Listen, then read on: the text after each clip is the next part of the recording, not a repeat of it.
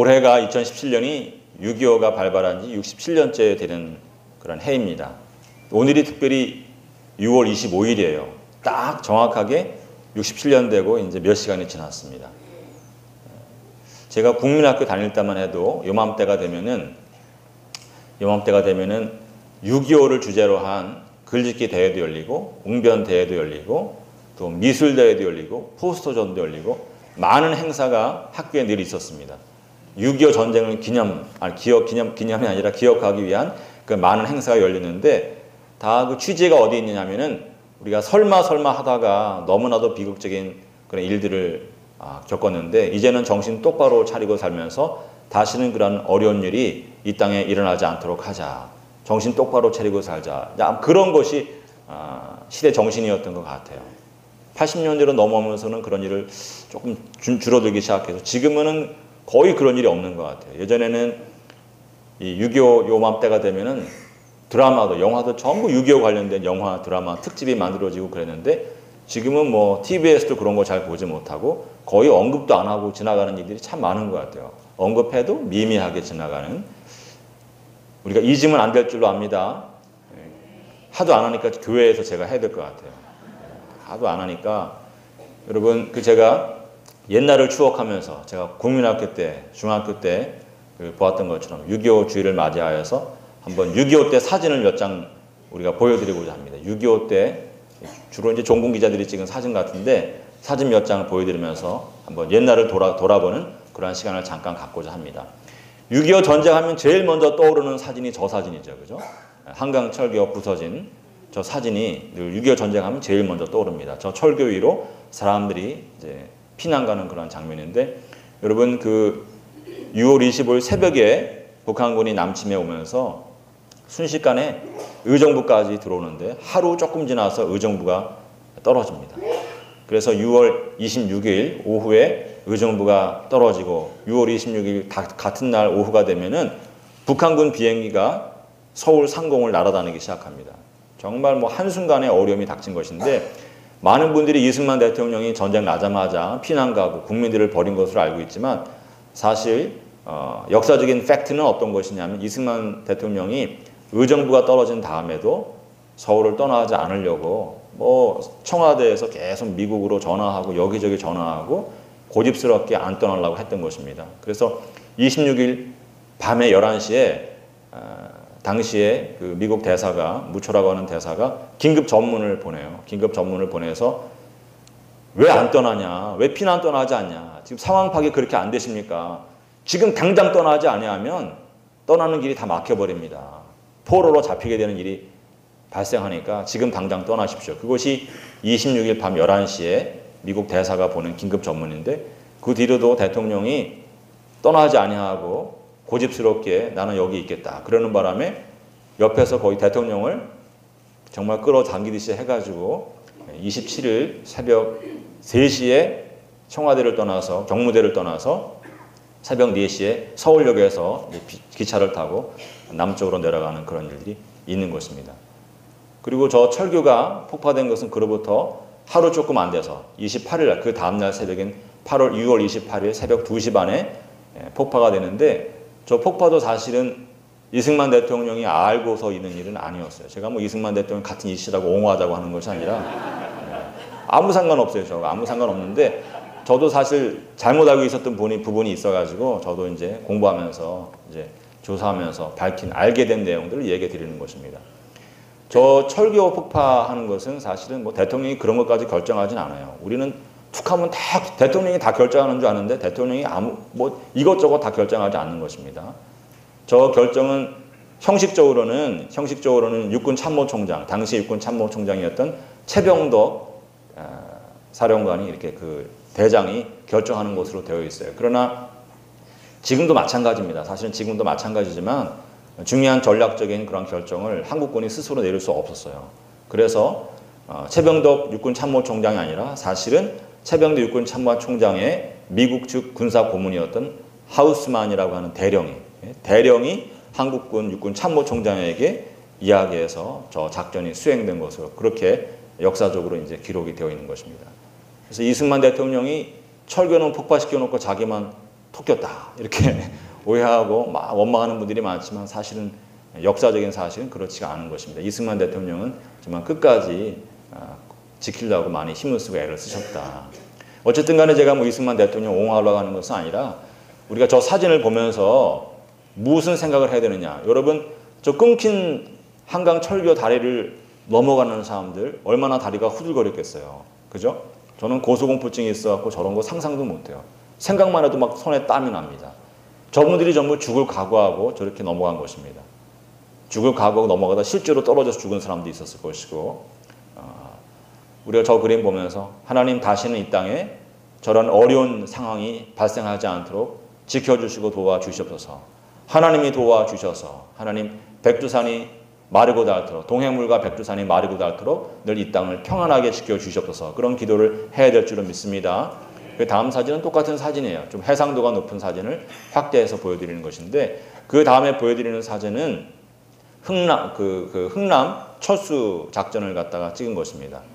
그 흥남에서 1950년 12월 15일서부터 24일까지 한 열흘간에 걸쳐서 벌어진 그 철수 작전에 많은 배들이 동원이 되는데 교통체증이 일어나는 것처럼 좁은 항구 안에 배들이 정말 배와 배가 맞닿을 정도로 그렇게 몰려들어서 철수를 돕는데도 못하는 사람들이 많은 것입니다. 그리고 정말 사람이 발 디딜 곳에는 전부 사람이 올라가는 거예요. 그래서 우리가 몇 년 전에 흥행했던 그 국제시장에도 보면은 영화가 저 장면으로 시작되지 않습니까? 저기에서 어린 아이들이 아빠 손잡고 위로 올라가고 오빠 손잡고 올라가다가 손 놓쳐갖고 떨어지는, 그래서 가족이 생입을 하고 또 어떤 사람들은 죽는 그런 일들이 일어난 것인데 다시는 저런 일이 있어서는 안 되겠다. 사진마다 보면서 우리가 마음에 새겨야 되는 것입니다. 그 다음 사진은 1.4 쿠데 때 민간인들이 피난 가는 모습을 그린 것인데 여러분 하늘에 벌써 눈대가 짙은 거예요. 이미 밑에도 산하에도 눈이 발이 푹푹 빠질 정도로 눈이 많이 내리는데 더 내릴 기세로 눈대가 이렇게 하늘에 있는 것입니다. 지금은 그래도 뭐 지금 저런 일이 있어도 어렵겠지만 옛날에 무슨 신발이 눈길을 밟고 지나가서 신발이 있는 것도 아니고 장갑이 있는 것도 아니고 좋은 옷이 있는 것도 아닌데 저 무릎까지 발이 푹 빠지는 저 길을 짐을 다 둘러매고 어린 아이들 손에 잡고 다 피부가 그냥 얼어 터지는 그런 것을 보면서 저 피난길에 오른 것입니다. 한순간의 실수가, 한순간의 방심이 저런 어려운 사태를 부른 것이다. 항상 우리가 기억해야 될 줄을 믿습니다. 그 다음 사진은 어떤 분들은 또 기차 타고 가는데 기차 지붕에까지 올라와 있는 것입니다. 기차 지붕에 올라와서 가다가 졸다가 떨어지고 발 헛디뎌서 떨어지고 그런 분들이 많지만 저 위험한 상황 가운데에서도 사람들이 감사해하면서 피난길에 올랐던 거예요. 왜냐하면 타지 못하고 철길 따라 걷는 사람들도 있었기 때문에 그런 것입니다. 정말 저렇게 우리 어르신들이 어려운 시간을 가졌다. 그 다음 화면은 어떤 그림이냐면 피난 가지 못해서 죽은 사람들 또는 뭐 피난길에 올랐다가 또 중간에 죽은 사람들, 뭐 마을마다 차고 넘치는 것입니다. 그래서 그분들을 전부 길에 내려놓는 거예요. 그래서 우리 남편 어제부터 안 보여. 우리 아들 며칠 전서부터 안 보여. 그러면은 다 동네 사람들이 와서 길에 넣은 늘어놓은 신체들을 보고 가면서 혹시나 여기 우리 아들이 있는 건 아닌가? 혹시 우리 남편이 있는 게 아닌가? 혹시 우리 어머니 여기 계신 거 아닌가? 다 사람들이 쭉 시체를 보면서 걷는 것입니다. 그러다가 자기 가족을 만난 사람은 땅바닥에 주저앉아서 우는 것이고 자기 가족은 아니지만 아는 사람 죽어있는 것을 본 사람은 저 아주머니처럼 아이고 이 씨가 여기 누워있네. 아이고 김 씨 여기 누워있네. 그러면서 안타까워하면서 이렇게 눈물을 적시고 하는 모습들을 우리가 보게 되는 것입니다. 그 다음 화면은 폐허가 된 거예요. 보금자리가 폐허가 됐는데 폐허가 되었지만 어디 갈 데가 없어가지고 어린아이 등에 업고서 떠나지 못하고 서성이는 그러한 어머니의 모습을 그린 것입니다. 우리가 저런 세월 겪은 지가 이제 70년도 안 되는 것입니다. 항상 기억해야 되는데 우리가 너무 빨리 잊는 거예요. 저 아이는 그래도 엄마 등에 업혀 있지만 다음 그림에 나오는 아이를 보면 저 아이는 저 지나다니는 사람도 없어요. 엄마 아빠 어디 있는지 모르는 것입니다. 아이가 대충 보면 한 4살, 5살 됐을 것 같은데 4살, 5살 된 아이가 사람들 다 피난 떠나고 자기 엄마 아빠도 찾을 수 없는 곳에 혼자 앉아 있는 것입니다. 저도 제 딸이 지금 5살인데 제가 저 그림 보면서 너무 마음이 아픈 거예요. 하나님, 내 딸이나 이 땅의 이 어린 딸들에게는 다시는 저런 일이 없게 하여 주시옵소서. 어른들 다 떠나고 아무도 없는 동네 엄마 아빠까지도 잃어버리고 죽었는지 살았는지 모르는 상황에서 아이 혼자 저렇게 길바닥에 앉아서 울다 지쳐서 넋 없이 앉아있는 그런 일들이 이 땅에 다시 없게 하여 주시옵소서. 기도하게 되는 것입니다. 여러분 기도하시기 바랍니다. 그 다음 장에 보면은 요즘에 우리 교회에 여러분 문 열어놓고 다니지 마시기 바랍니다. 문 열어놓으니까 요즘에 도둑고양이가 들어와요. 도둑고양이가 들어와가지고 막 왔다 갔다 그러는데 도둑고양이나 들어갈 법한 그런 작은 공간만 있어도 들짐승 들어가고 도둑고양이가 들어갈 만한 그런 공간이라도 있으면 비바람 피하기 위해서 다 우리 어린 아이들이 들어가서 그 안에서 살았던 것입니다. 온 일가족이 저런 데 들어가서 산 거예요. 또 먹을 것이 없으니까 요즘에 얼마나 좋은 것이 많이 있습니까? 먹을 것이 없으니까 아이들이 먹을 것만 있으면 길바닥이라도 그냥 터벅터벅 주저앉아가지고 맛도 없는 걸 그냥 허겁지겁 먹는 장면을 다음 화면에서 우리가 볼 수 있습니다. 얼마나 불쌍해요. 아유 정말 내 딸이 저런 모습으로 있다 생각하면 너무나도 불쌍한 것인데 옛날에 우리 어머니 우리 할머니들이 바로 저런 자리에서 저렇게 밥을 먹으면서 목숨을 연명해 간 것입니다. 다시는 이 땅에 저런 일이 없어야 될 줄 믿습니다. 그 다음 화면은 좀 재미있는 화면이에요. 우리 사회가 6.25 전쟁을 거치면서 어떤 문화적인 사상적인 어떤 그 변화가 생기냐 하면은 저 어린아이는 이제 하우스보이라고 그러죠. 미군 부대에서 일하는 그런 아이들인데 미군 뭐 구두 닦아주고 뭐 심부름 하면서 이제 뭐 용돈도 벌고 먹을 것도 받는 그런 아이인데 깡통에 이제 미군들이 먹을 거 주는 것입니다. 그러면 그 아이들이 집으로 갈 때 멋지게 차려입은 할아버지, 저 옛날 그 시대에 저렇게 저 정도 차려입고 곰방대 물고 있으면 굉장히 정말 남분이죠, 그죠? 전쟁의 피해를 거의 받지 않은 분인데 그래도 전쟁통에 먹을 것이 없는 거예요. 그래서 할아버지가 가다가 어르신이 가다가 아이가 미군 부대에서 나온 아이가 깡통 들고 가는 거 보면서 불러 세우는 것입니다. 얘 너 잠깐 거기 서봐라. 그리고 와가지고서는 곰방대 물고서 온갖 점잔 다 피우면서도 뭐 먹을 게 있나 보는 거예요. 그러니까 또 아이는 할아버지 왜 내 밥통 보세요? 그러면서 올려다보는 그런 장면을 찍은 것입니다. 여러분 전쟁통에 어르신들이 체면이고 뭐고 다 이제 잃어버리는 것입니다. 먹고 사는 것 때문에 어른이 어른답게 행동하지 못하고 체면 다 내팽개쳐 버리고 정말 살기 위해서 급급하고 사회적으로 모든 것이 다 무너지는 가치가 옛날에 우리가 우리를 지탱해왔던 그런 가치와 문화가 무너지는 그런 장면을 그린 장면으로 저는 저 장면이 참 인상 깊게 이렇게 눈에 들어오는 것입니다. 그 다음에 있는 도표는 6.25 전쟁의 폐해를 이제 그린 것인데 적은 것인데 한국군에서만 전사자와 부상자가 한 52만, 또 북한 59만 정도 되고 북한군도 한 52만 정도 전사자와 부상자가 나오고 유엔군에서도 한 14만 5천 정도 나오고 뭐 얼마나 많은 사람들이 어려움을 당하는지 모르는 것입니다. 민간인 중에서도 학살당한 사람, 또 전쟁통에 포탄 맞고 죽은 사람 그런 사람들이 뭐 24만, 뭐 13만 이렇게 되고 부상당한 사람 또 뭐 이렇게 저렇게 행방불명이 된 사람들 다 합하면은 민간인 중에서 전쟁에 직접적인 피해를 본 사람이 100만, 남한에서만 그런 것입니다. 피난민까지 따지면은 뭐 전 국민이 다 어려움을 당한 거예요. 고아가 공식적으로만 10만 명이지만 10만 명만 고아가 생겼겠습니까? 죽은 사람이 얼마인데 뭐 고아가 온 땅에 넘쳐나고 그래서 고아 수출국이 되어버린 것입니다. 여러분 이 땅에 다시는 저런 일이 발생하면 안 되는 줄 믿습니다. 우리가 항상 기도해야 되는 거예요. 그냥 막연하게 저런 일이 어떻게 다시 있겠어 생각하면 안 되는 것이고 하나님 이 땅을 평안으로 지켜주시옵소서. 다시는 내 자녀들이 또 우리의 삶이 저런 일을 겪지 아니하도록 주님께서 늘 지켜주시고 보호하시기를 믿습니다. 항상 이 땅 가운데는 하나님을 섬기는 기쁨만이 있고 자유가 흘러넘치고 모든 좋은 것들을 누릴 수 있는 그런 기회의 땅이 아름다운 기회의 땅이 되게 하시고 하나님 우리를 지켜 도와주셔서 그런 날들을 끊임없이 이어가게 도와주셔서 그렇게 기도해야 될 줄을 믿습니다. 오랜만에 저런 사진들 보니까 새로우시죠, 그죠? 저도 수십 년 만에 처음 보는 겁니다. 기억해야 될 줄 믿습니다. 여러분 6.25 전쟁은 우리가 어떻게 기억하냐면 설마 하다가 당한 전쟁으로 그때나 지금이나 기억하는 것입니다. 설마 하다가 전혀 예비하지 못하고 있다가 당했기 때문에 그 피해가 컸고 또 충격도 컸던 것입니다.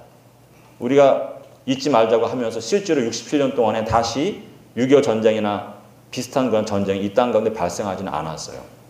그러나 여러분 우리가 깨달아야 되는 것이 있는 것입니다. 영적으로 보면은 저런 6.25 전쟁과도 같은 일들이 우리의 삶 가운데 매일매일 있는 것을 우리가 깨달아 알아야만 되는 것입니다.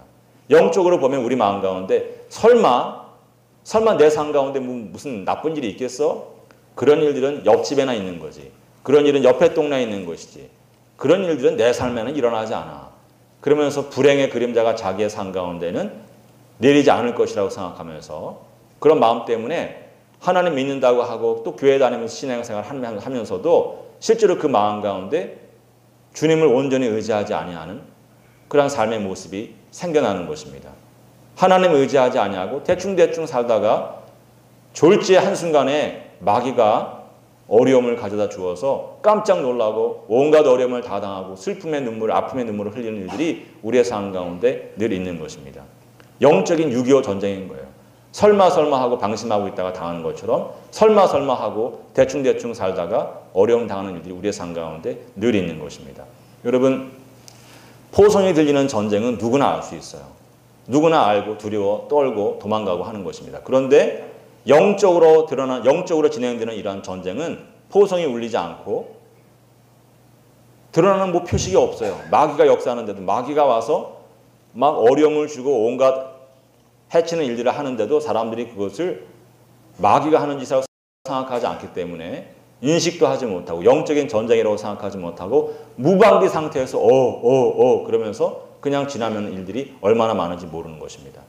그래서 여러분 포성에 들리는 전쟁보다도 더 치명적이고 더 위험하고 더 우리가 속수무책으로 당하는 전쟁이 바로 영적인 전쟁인 것입니다. 그래서 성도들은 늘 깨달아 알아야 되는 거예요. 하나님, 내가 영적으로 민감하여서 마귀가 내 삶 가운데 역사하는 것을 늘 밝히 보게 하시고 대비하게 하시고 나로 하여금 하나님 도움을 받아서 승리하게 하여 주시옵소서. 내 영적인 전쟁에서 승리하는 인생이 되게 하여 주시옵소서. 늘 기도하고 깨어 있어야 되는 줄을 믿습니다.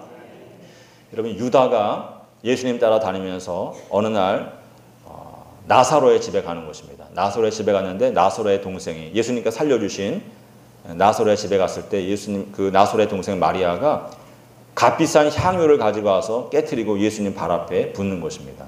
발에 붓고 머리에 붓는 거예요. 근데 그 향유가 나드 향유입니다. 300데나리온쯤 되는 값비싼 나드 향유였다고 이렇게 성경이 기록하는 것입니다. 가룟 유다가 그거 보고 분노하는 것입니다. 아니 보통 우리 같은 사람들이 1년 벌어도 벌 수 없는 그런 값비싼 향유를 어떻게 발에다 붓고 머리에다 부어? 그 돈이면은 얼마나 많은 사람들을 도울 수 있는데 그러면서 분해하는 것입니다.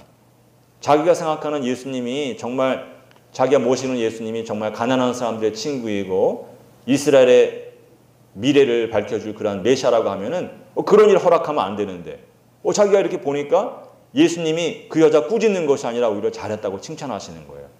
가룟 유다가 그것을 보고 시험해야 되는 것입니다. 내가 그동안 속았구나. 내가 엉터리한테 속았구나. 분한 마음에 내가 저 예수 이제 팔아넘겨야겠다. 더 이상 내가 저런 인간 따라다닐 수 없다. 생각하고 팔아먹을 생각을 하는 것입니다. 근데 여러분 유다가 모르는 게 있는 거예요. 유다가 뭘 모르느냐. 자기는 자기가 예수님을 팔아먹을 생각을 했다고 생각하지만 요한복음 13장 2절에 보면 마귀가 예수님 팔아먹을 생각을 그 마음에 넣었다고 이야기하는 것입니다. 자기가 생각한 줄 알지만 자기가 생각한 것이 아니라 마귀가 그 생각을 집어넣었다는 거예요. 술 먹는 사람들이 자기가 술 먹는 줄 알지만 술 마귀가 입에다가 쳐넣는 것입니다. 담배 피는 사람이 다 자기가 담배 피는 줄 알지만 마귀가 담배 마귀가 와서 손에다가 담배 끼워주고 입에다 계속 넣는 것입니다. 그거 모르는 거예요, 사람들이. 모르는 것입니다. 요한복음 13장 27절에 보면은 어떤 말까지 있냐면 6월절 만찬에서 이제 가룟 유다가 드디어 내가 오늘 이제 팔아넘겨야겠다. 그런 생각을 가지고 그 만찬의 자리를 나가서 대제사장에게로 바리새인들로 달려갈 때 어떻게 말씀이 기록하냐 하면 사탄이 아예 그 유다 안으로 들어가 버렸다 그렇게 이야기하는 것입니다. 유다가 그런데 그걸 모르는 거예요. 가룟 유다가 그것을 모르고 자기 안에 사탄이 들어와서 자기가 생각하고 말하고 행동하는 모든 것이 자기의 의지로 되어지는 생각과 행동이 아니라 마귀가 자기를 쥐락펴락하면서 나오는 결과인 것을 모르는 것입니다. 자기가 영적으로 마귀의 포로가 되어서 마귀의 하수인 역할을 하고 마귀가 조종하는 대로 움직이는 꼭두각시 역할을 하는 것을 자기가 모르는 것입니다. 그 영적인 어둠의 결과가 무엇이냐? 무엇입니까? 비참한 죽음으로 끝이 나는 것입니다. 요한복음, 마태복음에도 있지만 사도행전 1장 18절에 보면은 나중에 그 모든 영적인 어둠이 죄의 무게가 자기의 삶 가운데 딱 다가오면서 절망하는 것입니다. 절망하고 난 죽어버려야겠다 생각하면서 목을 매는데 목을 맨 끈이 끊어지는 거예요. 목을 맨 끈이 끊어져 가지고 유다는 질식사하는 것이 아니라 곤두박질 쳐서 죽는데 어떻게 하면 그렇게 죽을 수 있는지 저는 참 궁금하긴 한데 유다가 곤두박질 치면서 배가 터져 죽었다고 이야기해요. 배가 터지면서 그 안에 있는 모든 창자가 밖으로 튀어나오면서 그 죽은 자리를 피로 덮었다. 그래서 사람들이 지나다니면서 그곳을 지날 때마다 피바치다. 아켈다마. 헬라어로 아켈다마지만 아람어로 치면은 하켈데마라고 불렀다. 피바치라고 불렀다. 그렇게 비참한 죽음을 죽었다고 이야기하는 것입니다. 여러분 우리가 이 이야기를 통해서 무엇을 깨달아야 되느냐? 포성에 들리는 전쟁보다 영적인 전쟁이 훨씬 더 무서운 것이다. 왜 그런가? 포성에 들리는 전쟁은 누구나 다 알아챌 수 있고 누구나 다 대비하려고 하지만 영적인 전쟁은 알지 못하는 사이에 사로잡혀서 자기가 죽는 순간까지 왜 죽는지 모르는 거예요. 자살할 때 자기가 자기 목에다 밧줄 거는 줄 알지만 사실은 마귀가 그 안에서 충동질 해가지고 마귀가 목에다 밧줄 걸어주는데 자기는 그거 모르는 것입니다. 죽는데 죽는 순간까지 자기가 왜 죽는지도 모르고 죽는 거예요. 그래서 여러분 영적인 전쟁이 무서운 것입니다. 치명적인 것입니다. 항상 깨어있지 아니하면은 자기 생각인 줄 알고 자기 결단인 줄 아는데 마귀가 불어넣어준 마귀의 생각과 마귀의 충동질로 인한 행동으로 인하여서 돌아올 수 없는 다리를 건너게 되는 일들이 있는 것입니다. 여러분 깨어있으시기 바랍니다. 깨어서 승리하시기 바랍니다. 하나님의 선하신 뜻을 쫓아서 아름다운 인생 사시기 바랍니다. 영적인 전장을 위해서 마귀는 우리는 보통 때 생각도 안 하고 살지만 마귀는 10,000가지 전략과 전술을 세우는 것입니다. 그 중에 우리 자신도 늘 노출되고 또 우리가 주변에서 많이 보는 것이 뭐냐면 마귀가 와서 어느 날 우리 마음에 파멸의 씨앗을 심어놓고 가는 거예요. 죽음의 씨앗을 우리의 삶 가운데 심어놓고 가는 것입니다. 시기하는 마음, 의심하는 마음, 음란한 마음 이런 것들을 심어놓고 가는 것입니다. 그리고 심어놓은 다음에 그것을 곧바로 자라게 하지 않고 서서히 자라게 하면서 그 주변에 많은 사람들이 모여들게 하는 것입니다. 그리고 그것이 다 자랄 때까지 지켜주고 도와주는 거예요. 마귀가 도와주는 것입니다. 그래서 그렇게 마귀가 도와주는 사람은 자기가 무슨 말을 해도 무사통과해요. 어떤 일을 해도 뭐라 하는 사람이 없어요. 왜? 마귀가 도와주니까. 음란한 말을 하고 음란한 행동을 하는데도 뭐라 저지하는 사람이 없고 형통한 것입니다. 그래서 자기 생각하기에 자기가 대단한 줄 아는 거예요. 자기가 대단한 사람인 줄 알고 교만하게 그 마음을 갖고 있다가 어느 순간에 결정적인 순간에 마귀가 손을 놓아버리면서 한순간에 좌절하고 낭망하면서 죽음의 길로 가게 되는 것입니다. 요즘 우리 사회에도 그런 분들이 몇 번 신문에 계속 나오고 있어요. 마귀가 별의별 씨앗을 다 뿌리지만 특별히 요즘에 아주 인구에 회자되던 분들은 음란 마귀를 심어놓은 거예요. 그 마음에. 음란 마귀를 탁 심어넣어서 이 사람들이 음란한 행동을 하고 음란한 말을 하는데 아무도 뭐라고 그러지 않아요. 왜? 힘 있는 사람이니까. 마귀가 도와주는 권세 있는 사람이기 때문에 말하지 않는 것입니다. 이분들이 그래서 담대해지는 거예요. 담대해서 어느 정도로 담대하냐? 보통 사람은 마음에 옳지 않은 생각이 있어도 마음으로만 생각하는데 이분들은 책을 쓰는 거예요. 책을 쓰고 출판 기념회도 열고 대놓고서 안 좋은 말들을 하는 것입니다. 마귀가 도와줘서 아무 문제 없는 줄 알았는데 정말 이제 자기들이 늘 마음에 생각하는 대로 권력의 정점에 오르는가 싶은 순간에 내가 이제 청와대 들어가나 본데 내가 이제 장관 자리 하나 얻게 되나 본데 하는 그 기대가 이만큼 부풀어 오는 그 시간에 마귀가 씩 웃으면서 손을 놔버리는 것입니다. 그러면서 그 모든 책의 내용이나 그 사람의 삶에 음란한 마귀가 뿌리는 음란의 씨앗들이 자라나서 열매 맺은 것을 다 세상 가운데 보여주는 것입니다. 사람들이 깜짝 놀라는 거예요. 다 깜짝 놀라는 것입니다. 그러면서 손가락질하는 것입니다. 자기가 원하던 것을 손에 다 쥐은 줄 알았는데 그 순간에 낙담하여서 손을 놓아버리고 다 뒤로 물러가게 되는 그런 일들이 생기는 것입니다.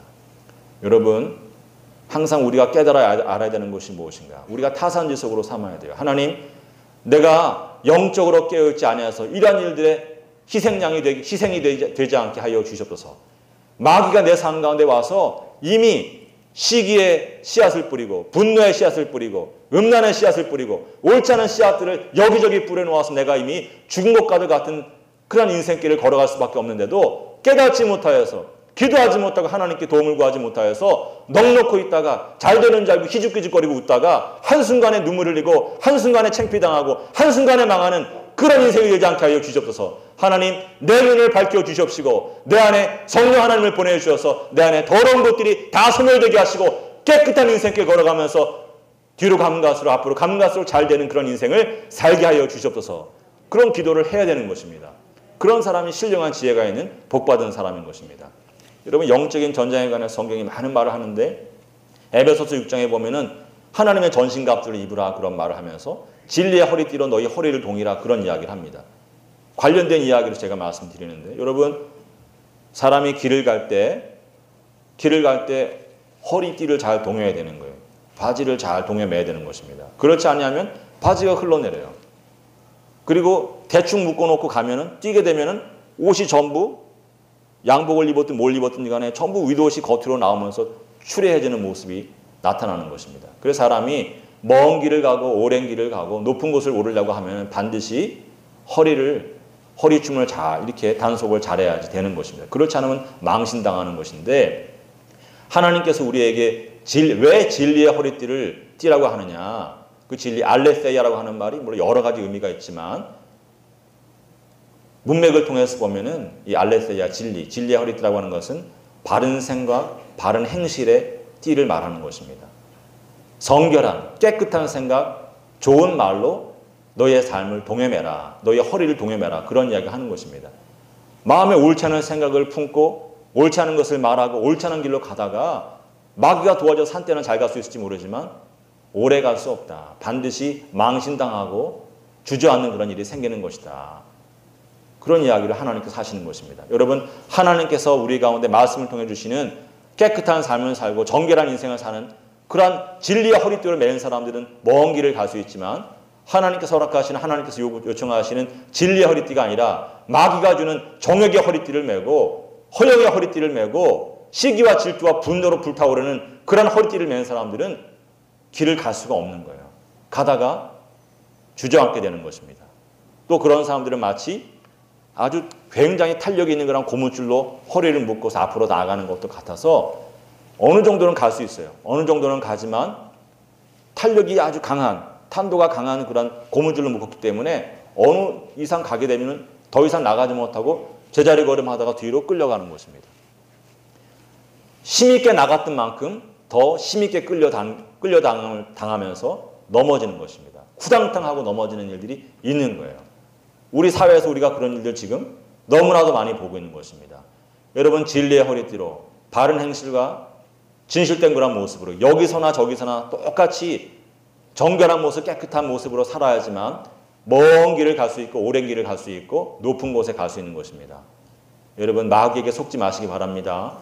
마귀가 주는 생각으로 허리를 동여매면 반드시 실패하고 망신당하는 것을 여러분 깨달아서 하나님, 진리의 허리띠를 동여매고 먼 길 가게 하시고 오랫동안 걷게 하시고 높은 곳에 이르게 하여 주시옵소서. 하나님의 영광을 드러내는 귀한 성결한 삶을 살게 하여 주시옵소서. 항상 그러한 깨달음의 고백을 하고 그러한 삶을 사는 우리 모든 성도들이 될 것을 주님의 이름으로 믿고 기도하고 축원합니다. 오늘 예수님께서 오늘 본문에서 깨어있으라 그런 말씀을 하십니다. 또 준비하고 있으라 그런 말씀을 하십니다. 왜 그런 말씀을 하시는가? 주님께서 언제 오실지 모르니 너희는 항상 깨어서 주님 오실 날을 맞을 준비를 하고 있으라 그런 말을 오늘 본문을 통해서 하십니다.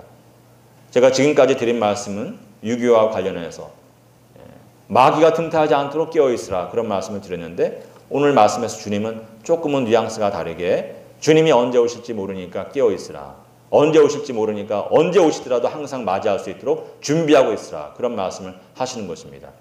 똑같이 깨어있는 이야기를 사실 하는 것인데 그래도 오늘 본문 말씀에서 우리가 깨닫게 되는 것이 있는 것입니다. 사람들이 왜 영적인 전쟁에서 실패하게 되는가? 아주 근본적인 내용을 깨닫게 하는 거예요. 여러분, 사람들이 왜 영적인 전쟁에서 실패하느냐? 왜 깨어있지 못하고 잠들어 있다가 한순간에 어려움을 당하느냐? 오늘 주님께서 말씀하시는 것처럼 주님께서 언제 오신지 모르기 때문에 몰라도 오는 것을 확신해야 되는데 어제도 오지 아니하신 주님 오늘도 오지 아니하시네. 오늘 오지 아니하신 주님 내일이면 오실까? 하루도 기다려보는데 역시 내일이 되어도 오지 아니하시는 것입니다. 그런 일들이 반복되고 반복되면서 사람들이 생각하는 거예요. 2000년 전에 사도들이 그렇게 주님이 오실 줄로 확신하고 기다렸지만 주님은 오시지 않았잖아. 서기 500년쯤 될 때 사람들이 500년에는 오실 것이다. 오시지 않았잖아. 첫 번째 밀레니엄 되는 해 교황까지 나서서 난리 법석 돌아왔지만 오시지 않았잖아. 두 번째 밀레니엄 맞는 1999년 2000년에도 많은 사람들이 다 주님 올 줄로 알고 기대했지만 오시지 않았잖아. 야, 10,000년을 더 기다려도 오시지 않아. 그런 생각을 자기 스스로에게 하는 것입니다. 자기 스스로 주님은 오시지 않아. 그런 생각을 은연중에 하는 것입니다. 주님이 오시지 않는다고 생각하니까 심판에 대해서도 생각하지 않게 되는 거예요. 주님께서 오시는 날에 믿음의 길에서 잘 하나님 섬긴 사람은 많은 좋은 것으로 상을 주시고 믿음의 길을 벗어나는 사람들은 벌 주신다. 그런 생각이 점점 없어지는 것입니다.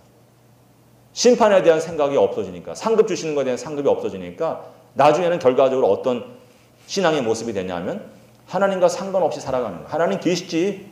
하나님 계시지만 그냥 우리가 우리 계획대로 살고 우리가 힘쓰고 애써 사는 것이지 하나님 의지하고 그러는 거 아니야. 하나님 말씀 주셨잖아. 착하게 살라고 하셨잖아. 착하게 살면 되는지 아는 거예요. 그래서 우리가 뭐라고 부르냐면 신학적인 무신론이라고 부르는 것입니다. 우리의 삶 가운데 여러분 신학적인 무신론이 뿌리 깊이 있는 것입니다. 여러분 기억하시기 바랍니다. 이 시간 분명히 깨달아 하시기 바랍니다. 실제로 여러분이 죽는 그날까지 제가 죽는 그날까지 예수님이 땅 위에 오시지는 않을 수 있어요. 그러나 한 가지 분명한 것이 있습니다. 예수님은 땅 위에 안 오실지 모르지만 우리는 하늘로 올라가서 주님 앞에 서게 되는 것입니다. 한 사람도 예외가 없는 거예요. 모든 사람이 태초로부터 주님 오시는 그날까지 모든 사람이 주님 오시기 전에라도 반드시 주님 앞에 서게 되는 그런 날이 오는 것입니다. 주님과 얼굴을 대하여 보게 되는 그런 날이 오는 것이고 그날에 우리가 믿음으로 삶을 살았으면 천국을 허락받고 귀한 영생을 누리지만 주님 오시지 않는데 그러면서 믿음의 길에서 벗어나는 사람들은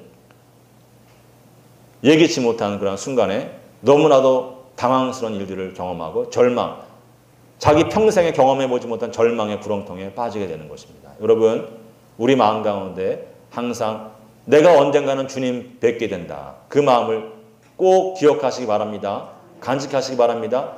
주님은 살아계시고 하나님은 살아계셔서 내가 언젠가는 반드시 주님 앞에 서게 되고 하나님 앞에 서게 된다. 내가 믿음의 삶을 잘 살다가 그날이 올 때 기쁨으로 주님을 배우리라 하는 그런 믿음이 우리 가운데 있어야 될 줄 믿습니다. 히브리서 11장 6절에 귀한 말씀이 있는 거예요. 믿음이 없이는 하나님을 기쁘시게 할 수 없나니 하나님께 나아가는 자는 반드시 그가 계신 것과 살아계신 것과 또 그가 자기를 찾는 이들에게 상 주시는 분이신 것을 믿어야 된다. 그런 이야기를 하는 것입니다. 여러분, 하나님이 살아계신 것 항상 기억하시기 바랍니다. 하나님이 살아계시고 내가 언젠가는 그 살아계신 하나님 앞에 서게 되는 날이 있다. 그것을 기억하면서 하나님 살아계신 하나님 오늘 내 삶 가운데 찾아와 주셔서 만 가지 은혜를 주시고 복을 내려 주셔서 기도하는 사람들에게 하나님께서 그 믿음대로 복을 주시고 기적을 베풀어 주시는 것을 여러분 믿으시기 바랍니다. 믿으시기 바랍니다. 제가 이런 얘기하면은 우리 교회는 그런 분들이 없겠지만 밖에 나가면 그런 분들이 있는 거예요. 이제 우리 살 만큼 살게 되는데 뭘 아직도 하나님께 뭘 구하고 복을 구하고 그러나 착하게 살아. 그게 종교인 거야. 그게 좋은 종교야. 그렇게 말하는 분들이 있는 것입니다. 여러분 그런 말을 들으면 안 돼요. 겸손해야 되는 것입니다. 하나님 나에게는 아직도 10,000가지 은혜가 필요합니다. 하나님께서 지켜주시지 않으면 나는 아무 능력도 없습니다. 고백하면서 늘 10,000가지 은혜를 늘 구해야 되는 것입니다. 여러분 사고당하고 싶어 사고당하는 사람 누가 있습니까? 병 들고 싶어서 병 나는 사람이 누가 있어요? 다 부자 되고 싶은데 왜 부자 되지 못합니까? 형통한 길을 늘 승진의 승진을 거듭하기 원하지만 다 그렇게 되지 않잖아요.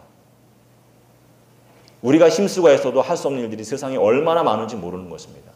건강의 문제, 가정의 평안의 문제, 물질의 문제, 승진의 문제, 자녀를 생산하고 기르는 문제 모든 것이 다 하나님의 은혜인 것을 고백하면서 하나님의 은혜를 10,000가지 은혜를 구해야 되는 것이지 나 이제 복 받을 만큼 받았으니까 복 달라는 기도, 유치한 기도 안 할 거야.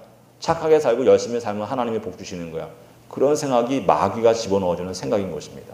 여러분, 제가 이제 많은 교인들을 목회하면서 만났는데 그 중에 어떤 분이 계시냐면 지금 아마 아들이 한 30 가까이 됐을 거예요. 얼마나 잘생긴 아들인지 모릅니다.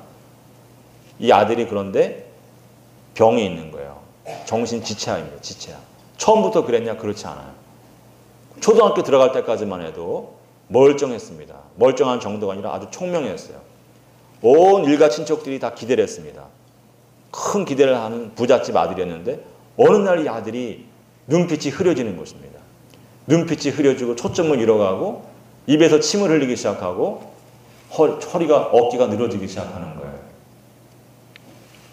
부모님이 병원에 데리고 왔는데 이제 막 초등학교 들어간 아이인데 성병을 주는 그 균이, 성병을 일으키는 균이 이 아이 입술을 통해서 뇌로 들어간 거예요. 초등학생인데. 이게 웬일이냐 이게. 이 병균이 어디에서 온가 추적하기 시작했습니다. 추적했는데 어디에서 발견이 되느냐? 삼촌한테서 발견이 된 거예요. 여러분 우리 명절 때나 뭐 보면은 친척들 만나면 조카 귀엽다고 뽀뽀하지 않습니까? 여러분 아무한테나 뽀뽀하면 안 돼요. 뽀뽀하면 안 돼요. 자기 조카 귀엽다고 뽀뽀했습니다. 근데 자기 입에 헤르페스라고 하는 성병이 있는 걸 자기도 모르는 거예요. 그분한테는 어떻게 그것이 왔는지 모르지만 그 삼촌의 입술을 통하여 헤르페스 성병이 그 아기, 조카에게로 가고 그 병균이 또 뇌로 가가지고 한순간에 이 아이가 불행의 터널로 들어가게 된 것입니다. 그 부모가 얼마나 마음이 아파요. 알고 나서 얼마나 마음이 아픕니까? 동생 불러가지고 귓방망이 때리고 그러지 않았겠어요? 그러나 부모 마음도 아프지만 그 삼촌도 마음이 아픈 거예요. 자기 얼마나 사랑하는 조카인데 얼마나 사랑하는 조카인데 자기 때문에 그렇게 된 거 알고 말도 못하는 것입니다. 그 집안의 슬픔이라는 건 말도 못하는 거예요. 계획한 것 아닙니다.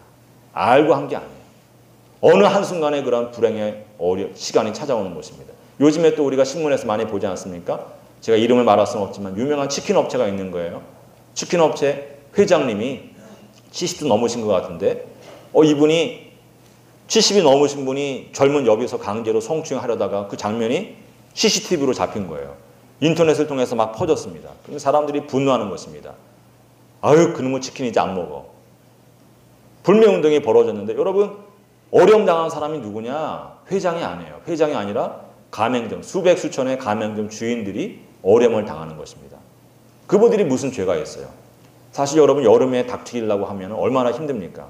늘 불길 가운데서 일하는 거예요. 펄펄 끓는 기름 가마 옆에서 일하는 것입니다. 얼마나 힘든지 몰라요? 그분들이 왜 그렇게 힘든 일을 하느냐? 자기 가정 챙기려고 자녀들 때문에 그렇게 고생하는 것인데 그 착한 희생적인 아버지 어머니들의 삶에 만 가지 어려움이 한순간에 몰려오는 것입니다. 아무 죄 없어요. 회장 때문에 자기들이 어려움을 당하는 것입니다. 아무도 예측하지 못합니다. 얼마 전에 제가 홈플러스에 갔는데 라면 박스 이렇게 라면 파는 데 갔더니 삼양라면이 많이 있더라고요. 반가운 거예요. 제가 어렸을 때 삼양라면 먹고 살았거든요. 근데 여러분 80년대 초반인가 신문에 한번 크게 났잖아요. 그죠? 기억하시는 장로님들 권사님들 계실 거예요. 삼양라면에서 라면 튀길 때 공업용 기름 쓴다. 공업용 우지를 쓴다. 그래가지고 전 국민이 분노한 것입니다. 요즘 같으면 그렇게 분노 안 할 거예요. 라면 그렇게 많이 먹지 않으니까. 그런데 옛날에는 매일같이 라면 먹고 삼시세끼를 라면도 먹는 사람들이 있는데 공업용 우지 썼다고 그러니까 한순간에 분노하는 것입니다. 온 국민이, 전 국민이 대한민국이 들고 일어나는 거예요. 나중에 그것이 오해다. 기사가 잘못되었다. 오해로 비롯된 것이다. 다 나중에 법정에서 판명이 나고 하지만 이미 그 피해를 돌이킬 수가 없는 것입니다. 삼양라면 거의 망하는 단계까지 갔다가 기사회생해서 지금 가파른 데 라면 좀 올려놓고 있는 것입니다. 많이 얼마만큼 회복됐는지 모르지만 옛날에 그 일이 있기 전에는 대한민국의 부동의 일이 절대 강자가 삼양라면이었습니다. 삼양라면 안 먹은 분이 없어요. 그죠?